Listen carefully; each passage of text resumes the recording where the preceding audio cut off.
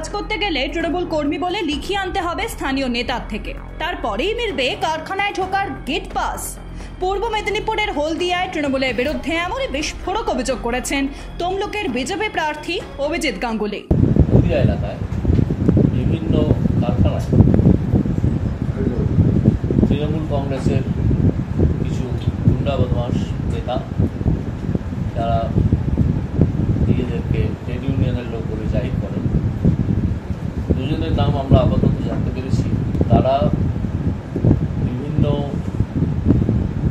কারখানার শ্রমিকদের একটা আশ্চর্য হুমকি দিচ্ছেন। আশ্চর্য হুমকি এই জন্য বলছি, তারা বলছেন এই শ্রমিকদের সকলকে তারা যে যেখানে থাকেন সেখানকার তৃণমূল স্তরের তৃণমূলের নেতাদের কাছ থেকে চিঠি আনতে হবে।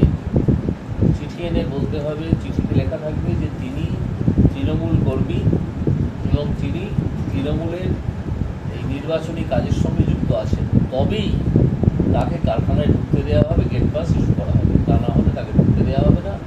এবং এরকম হুমকিও দেওয়া হয়েছে বলে শোনা গেছে।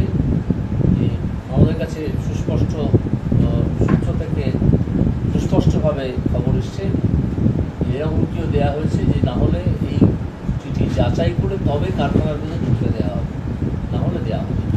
হলদিয়ায় ছোট বড় ও মাঝারি মিলিয়ে প্রায় কয়েকশো কারখানা রয়েছে, যার বেশিরভাগের নিয়ন্ত্রণ রয়েছে তৃণমূলের শ্রমিক সংগঠন আইএনটিটিইউসির হাতে। স্থানীয় সূত্রে দাবি, শুভেন্দু অধিকারী যখন তৃণমূলে ছিলেন তখন এই সংগঠনের রাশ ছিল তার হাতেই, কিন্তু তিনি বিজেপিতে যোগ দেওয়ার পরই সেই দায়িত্ব স্থানীয় নেতাদের মধ্যে ভাগ করে দেওয়া হয়, আর তারপর থেকেই শুরু হয় অশান্তি। কখনো শ্রমিক অসন্তোষ, আবার কখনো তোলাবাজির অভিযোগকে কেন্দ্র করে হলদিয়া উত্তপ্ত হয়ে উঠেছে। এই পরিস্থিতিতে তৃণমূলের বিরুদ্ধে নতুন অভিযোগ উঠল হলদিয়াতে।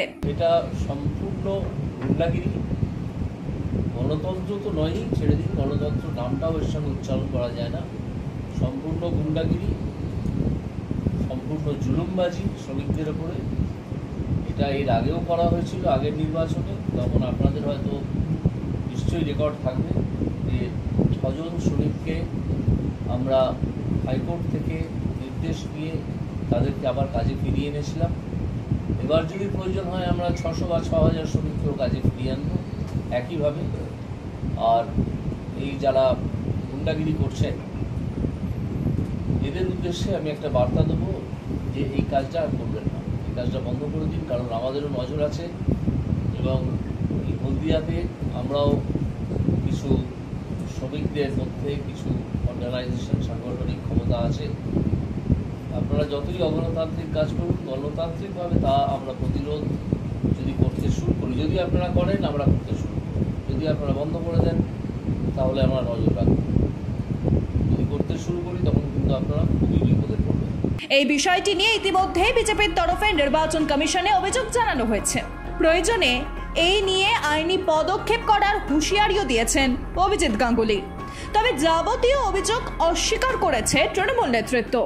ভুল কথা, কারণ আমরা চাই মানুষ শান্তিপ্রিয়ভাবে তার গণতান্ত্রিক অধিকার প্রয়োগ করুক।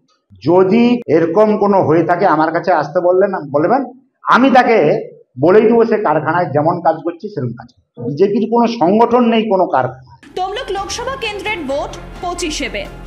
হেভিওয়েট এই কেন্দ্রেই অভিজিৎকে টিকিট দিয়েছে বিজেপি, যিনি বিচারপতি থাকাকালীন তার একের পর এক ঐতিহাসিক রায় চাপের মুখে পড়েছিল শাসক দল। সেই চাপের জবনিকা এখনো পড়েনি। এখনো এসএসসি মামলা সংক্রান্ত ইস্যু নিয়ে তাকে আক্রমণ করতে ছাড়ে না তৃণমূল কংগ্রেস। তার পাল্টা দিতে ছাড়েন না কলকাতা হাইকোর্টের প্রাক্তন বিচারপতিও। তাই চলতি লোকসভা নির্বাচনে এই কেন্দ্রের দিকে যে সবার নজর রয়েছে তা বলাই বাহুল্য। Bureau report, Pritam Bangla.